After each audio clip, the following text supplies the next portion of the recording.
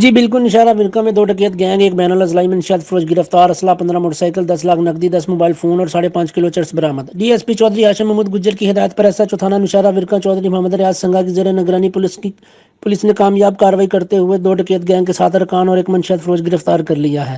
ملزمان کے قبضے سے 10 لاکھ نقدی، 15 موٹر سائیکل، 10 موبائل فون اور غیر قانونی اسلحہ برآمد، جبکہ ایک ملزم گلزار ولد غلام رسول سے 5100 کلو گرام چرس برآمد کی ہے۔ ملزم پر مختلف اضلاع کے پولیس اسٹیشن میں 16 مقدمات درج ہیں۔ اس موقع پر ڈی ایس پی چودھری ہاشم محمود گجر نے میڈیا سے گفتگو کرتے ہوئے کہا کہ وسائل کی کمی کے باوجود پولیس جرائم کے خاتمے کے لیے ہمہ وقت مصروف عمل ہے۔ شہریوں کو بھی جرائم پیشہ افراد کو قانون کی گرفت میں لانے کے لیے پولیس کے ساتھ تعاون کرنا چاہیے تاکہ معاشرے کو ان نصوروں سے پاک کیا جا سکے۔ کیمرہ مین ٹیم کے ساتھ محمد سجاد بٹی، آپ تک نیوز، نوشہرہ ورکاں۔